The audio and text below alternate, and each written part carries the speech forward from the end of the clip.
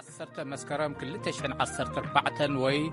20 مسكرم 2021 مدب زتأناقركم قبر مدهنية ناي راديو بتلفزيون فنونا لومي جميرنا لنا زينا بمقدام كاب تقراي ناي بريزيدانت بايدن ناي أفضل أمي تأزاز توهاب ملسي كنا أربالكمينا مدب ساينسين تكنولوجين فلي مدب زعبا أبكتما مقالة زركب بيت مذكر حس أيها النسوون كنا قربنا نخلو مساناس نحفة لما قن زينا حيزرلو تولو ولا قبريليو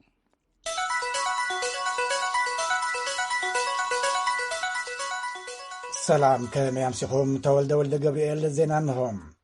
أب إثيوبيا زفتم زرلو زبولو سبعوي عمسات دون مبال بريزيدنت أمريكا جو بايدن أب لعلي فصمت تقبنات زبولهم أبالات والكسابات كاب فدرالاوي منغست إثيوبيا مريحنت ودب حوحات ملشيا خلل أمحران مرحتي إرتران معقب كقبر بريزيدنتاوي تأزاز دحرم حلافو منغستات إثيوبيان إرتران ترير ما يتقوم ملاشي بمالهم بقدمان مستر أبي أحمد نائب بريزيدنت جو بايدن أبستتصحف قصبتاوي قبر ملسي نوساني بريزيدنت بايدن أتريرو بمقوام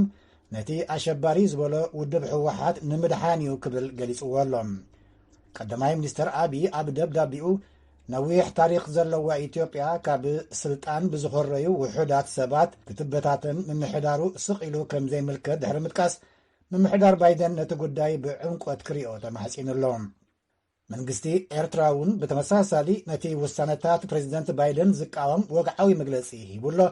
وكيلنا برهانه برهي كاب أسمرا زلاخو تصبصبالو يسعد መንግስቲ ኤርትራ ቀዳም 18 መስከረም ኣብ ዘውፅኦ መግለጺ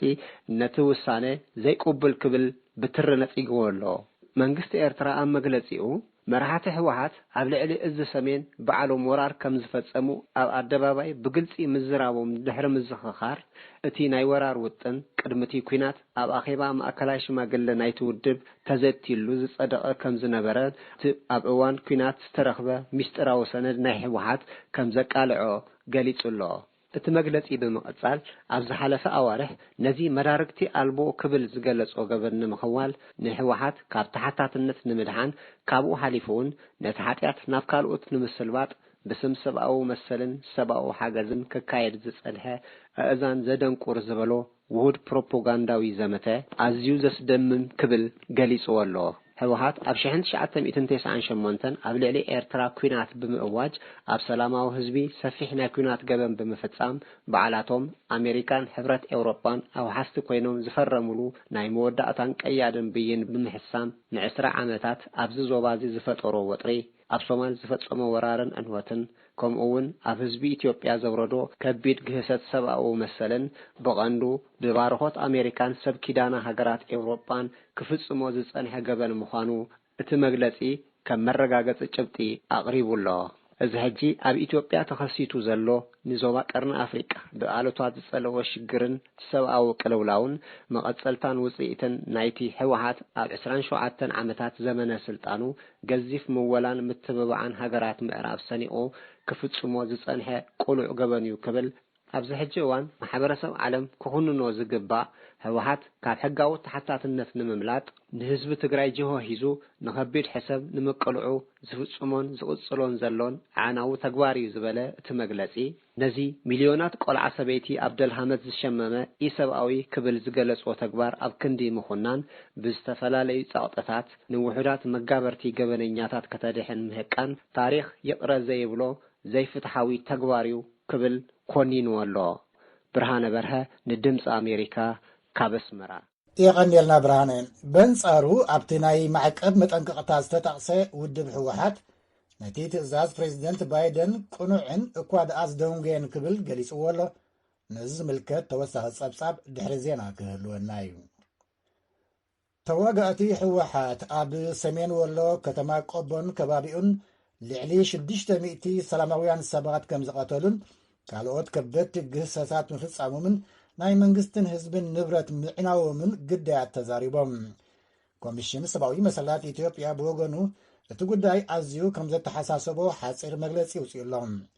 እቲ መግለጺ ኣብ መንበሪ ሲቪላትን ካብ ገዛን ኣብ ገዛን ማኸትካ ዝግበር ፍተሻን ቅትለትን ምዝራፍን ከምኡውን ዕንወት ንብረት ከም ዝወረደ ሓበሬታ ከም ዝበጽሖ ኣፍሊጡሎም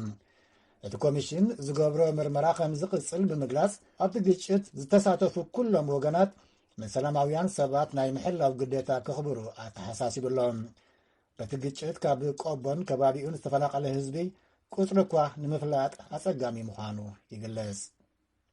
መንግስቲ ኢትዮጵያ ኦነግ ሸኔ ዝብሎም ንባዕሎም ግን ሰራዊት ናጽነት ኦሮሞ ኢሎም ናይ ጽውዑ ዕጡቓት ጉጅለ ኣዛዚ ዞባ ደቡብ ዝነበረ ጐልቸ ደንገ ኢዱ ንመንግስቲ መሃቡ ተፈሊጡ።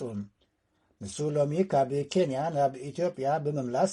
ኣብ መዓርፎ ነፈርቲ ቦሌ ብሓለፍቲ ስራሕ መንግስቲ ኣቀባብላ ኣብ ዝተገብረሉ እዋን ንሚድያ ኣብ ዝሃቦ መግለጺ እቲ ዕጡቕ ጉጅለ ኣብ ቀረባ ምስ ሕወሓት ዝገበሮ ስምምዕ ክቕበሎ ከም ዘይክእል ገሊጹሎም። ምስ ጁንታ ብሓባር ዘቃልሰና ነገር የለን ዝበለ ጐልቸ ደንገ ከምኡ ምግባር ካብ ድልየትን ረብሓን ህዝቢ ኦሮሞ ንባዕልኻ ምስራዚ ዝኸውን ኢሉሎም። ነቲ ኣዛዚ ደቡብ ኦነግ ሸኔ ነይሩ ዝተባህለ ኣብ ቦሌ መዓርፎ ነፈርቲ ዝተቐበለ ወሃቢ ቃል ክልል ኦሮምያ ኣቶ ጌታቸው ባልቻ መንግስቲ ንጸገማት ብሰላማዊ ልዝብ ንምፍታሕ ቅሩብ እዩ ብምባል ንምእታው ገልቸ ደንገ ናብ መንግስቲ ብሓጎስ ከም ዝቕበሎ ኣፍሊጡሎም። ኣብ ሰሜን ኣሜሪካ ዝነብሩ ሊቀ ጳጳሳት ኦርቶዶክሳዊት ቤተ ክርስቲያን ኢትዮጵያ ብዛዕባ ህሉ ኩነታት ኢትዮጵያ ምስ ሰበስልጣን ኣሜሪካ ተዘራሪቦም።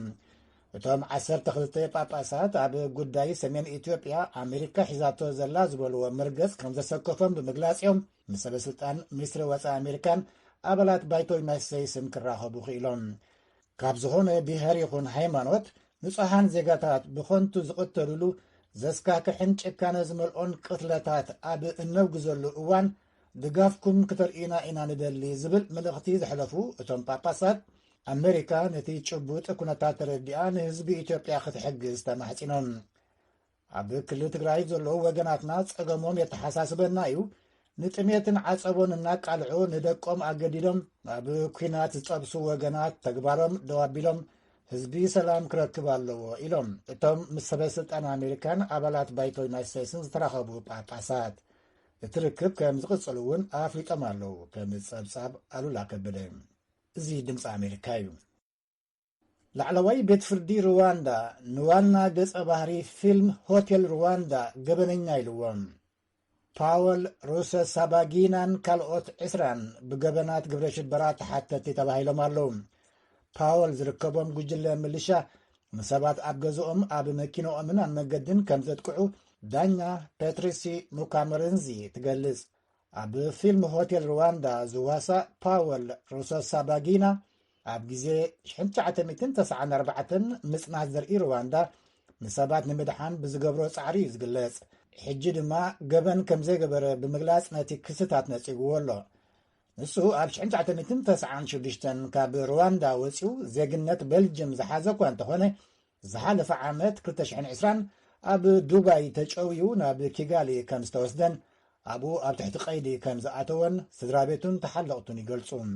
ካብ ጠበቃታቱ ሓደ እቲ ብይን ገበን ዝግለጽ ዘሎ ተኸሳሲ ኣብ ቤት ፍርዲ ኣብ ዘይቀረበሉ እዩ ክብል ነቲ ፍርዲ ተቃይምዎ ኣሎ።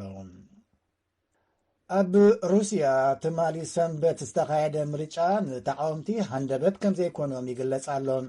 ፕሬዚደንት ቭላዲሚር ፑቲን ብቐሊሉ ከም ዝስዕር ንዓዋርሕ ክዛረብሉ ስለ ዝጸንሑ መብዛሕትኦም ናይ ተቃወምቲ ሕፅያት ኣብቲ ዱማ ተባሂሉ ዝጽዋዕ 450 መናብር ዝሓዘ ባይቶ ሩስያ ንከይሳተፉ ከም ዝተኣገዱ እዩ ዝግለጽ። ኣብ ሙሉእ ነቑጣታት ምርጫ ሩስያ ብዙሕ ምድንጋራት ከም ዝነበረ ተዓዘብቲ ምርጫን ኣድመፅትን ምግላጾም እውን ተሓቢሩሎም። ዜና በዝፍጸም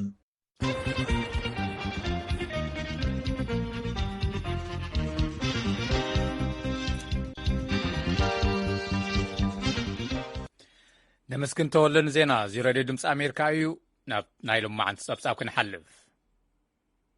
መንግስቲ ትግራይ ፕሬዝዳንት ባይደን ቅልውላው ሰብኣውነትን ሰብኣዊ መሰላትን ኢትዮጵያ ብዝምልከት ኣብ ልዕሊ ዝተወሰኑ ሰባት እገዳታት ንምንባር ኣፈጻሚ ትእዛዝ ምፍራሞም ብጽኑዕ ይኣምን ክብል ንባዕሉ መንግስቲ ትግራይ ኢሉ ዝጽውዕ ፌደራል መንግስቲ ኢትዮጵያ ድማ ኣሸባሪ ኢሉ ብዝጽውዕ ሕወሓት ዝምራሕ ምምሕዳር መሊሱ። ገብረ መድህን ኣብቲ መግለጺ ተመስሪቱ ዝሰርሖ ጸብጻብ ከም ዝስዕብ ክቐርብ እዩ። ንርእሱ መንግስቲ ትግራይ ኢሉ ዝጽውዕ ኣካል ብቕድሚ ትማሊ ቀዳም 8 መስከረም 2014 ዓ.ም ኣብ ዘውፅኦ መልሲ ፕሬዚዳንት ባይደን ዝፈረምዎ ትእዛዝ እቲ ስጉምቲ ርትዓዊ ኣንፈት እዩ ኢልዎ ኣሎ። መንግስቲ ትግራይ ንቀንዲ ሓሳባት ናይቲ ኣፈጻሚ ትእዛዝ ንምድጋፍን ንምኽባርን ኣብ ውሽጢ ዝተዘርዘሩ 3 ሸቶታት ንምዕዋትን ናይ ባዕሉ ታራ ንምብርካት ድልው እዩ ኢሉ ኣሎ። ኣብ እዋን እቲ ግጭት ኣብ ልዕሊ ህዝቢ ትግራይ ወይ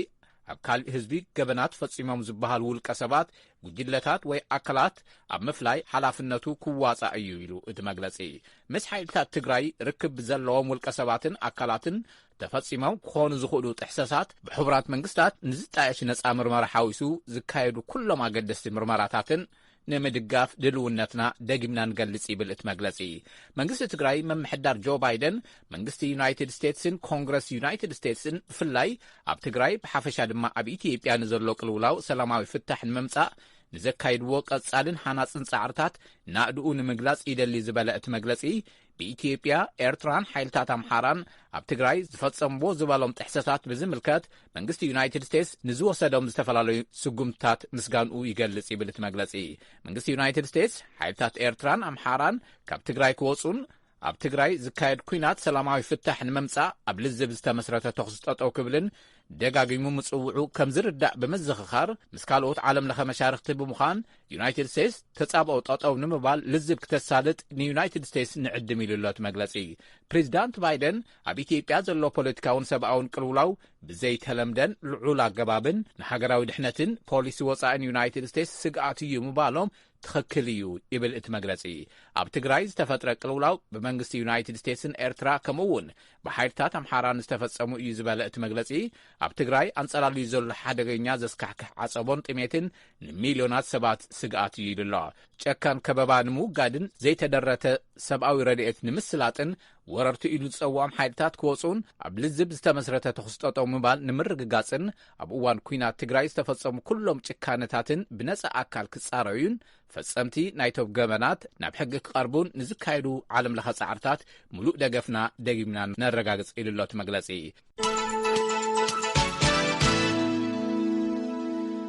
ካብዚ ካብ ዋሽንግተን ዲሲ ዝመሓላለፍ ዘሎ ሬድዮ ድምፂ ኣሜሪካ እዩ ዝኸበርኩም ሰማዕቲ። ሕዚ ድማ ናብ ጸብጻብ ስፖርት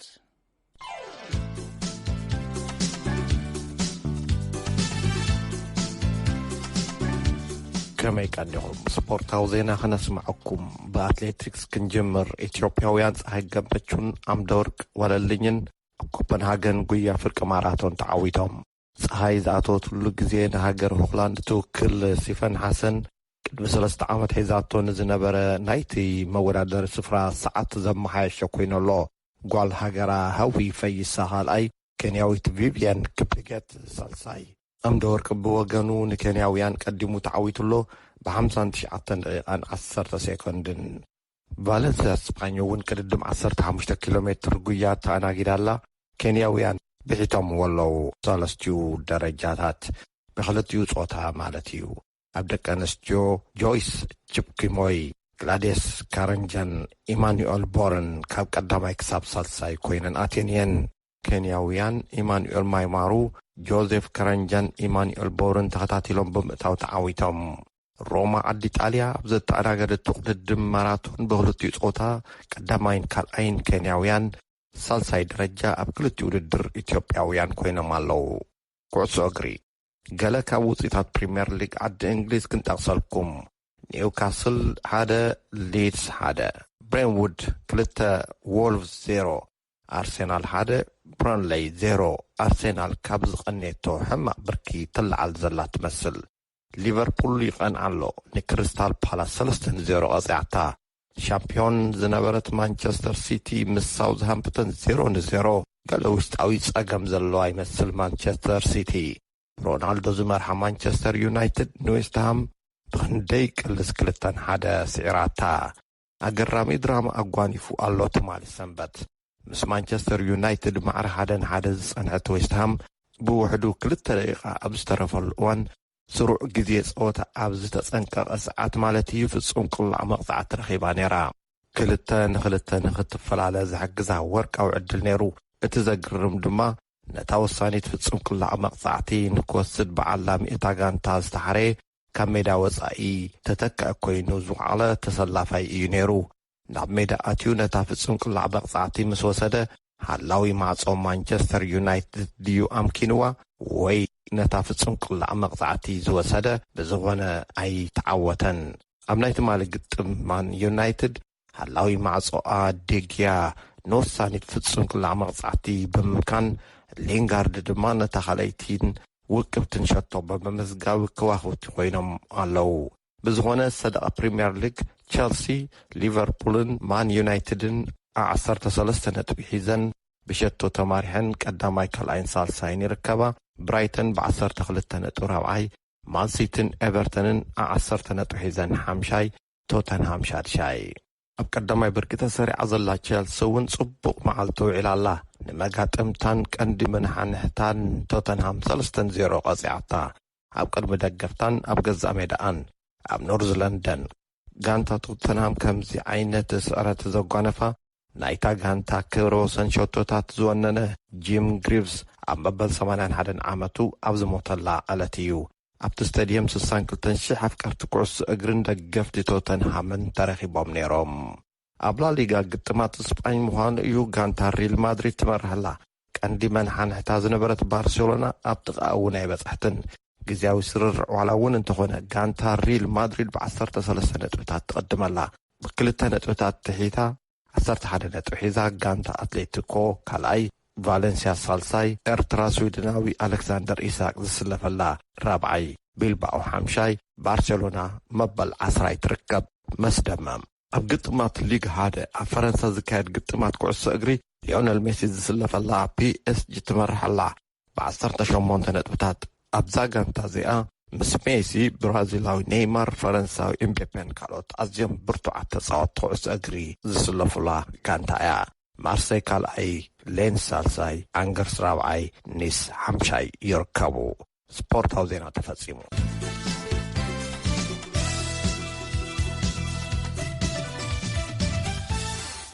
ሕዚ ድማ ናብ መደብ ሳይንስን ቴክኖሎጂን ክንሓልፍ።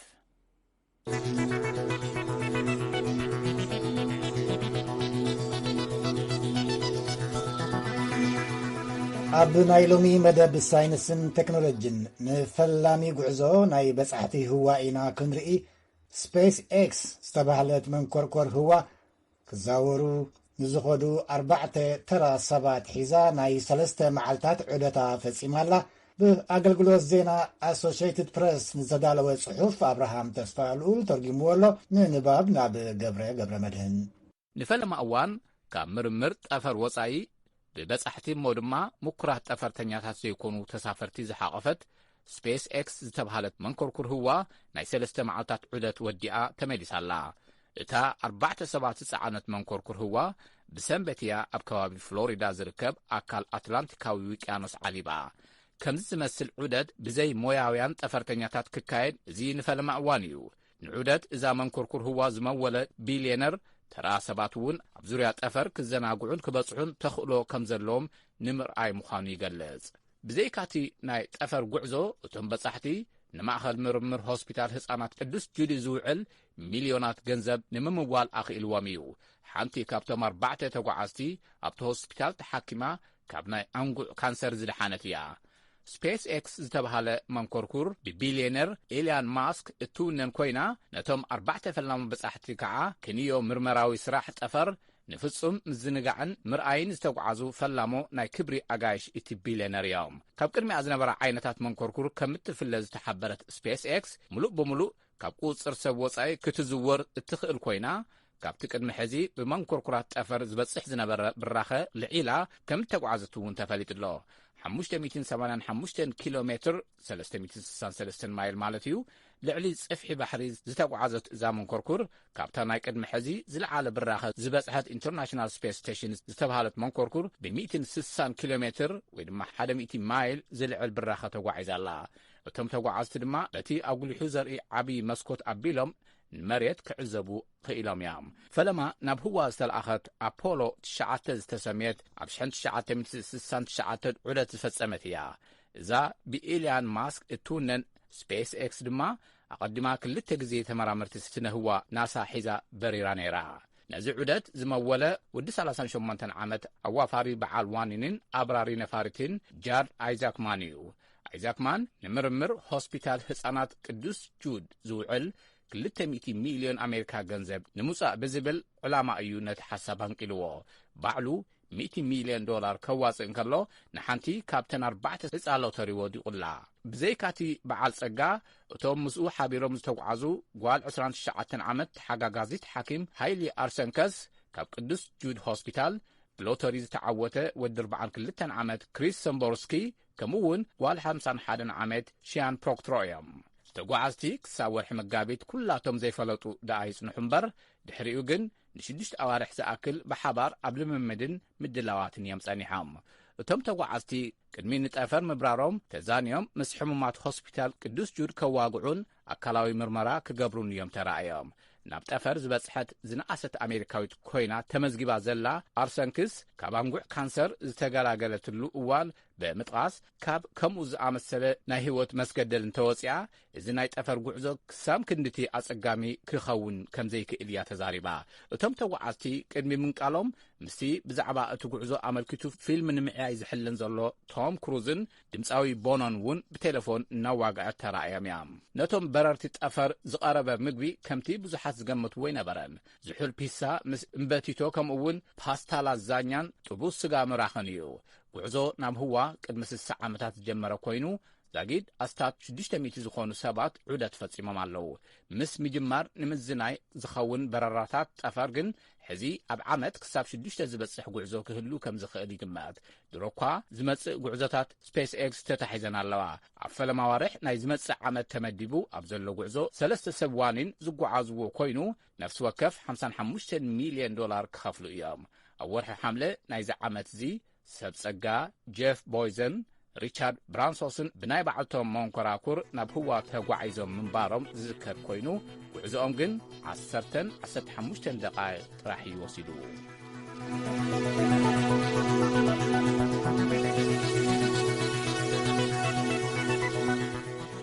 እዚ ካብ ዋሽንግተን ዲሲ ዝመሓላለፍ ዘሎ ሬድዮ ድምፂ ኣሜሪካ እዩ ሕዚ ድማ ናብ ፍሉይ መደብ ክንሓልፍ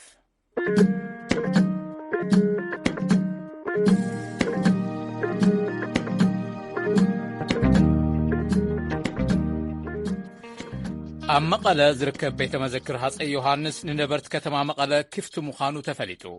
ወኪልና ኣለም ፍስሓ ካብ መቐለ ንሓላፊ ምምሕዳርቲ ቤተ መዘክር ኣዘራሪቡ ጸብጻብ ይኹልና ኣሎ ናይ ናልማዓንቲ ፍሉይ መደብና ጌርና ኣለና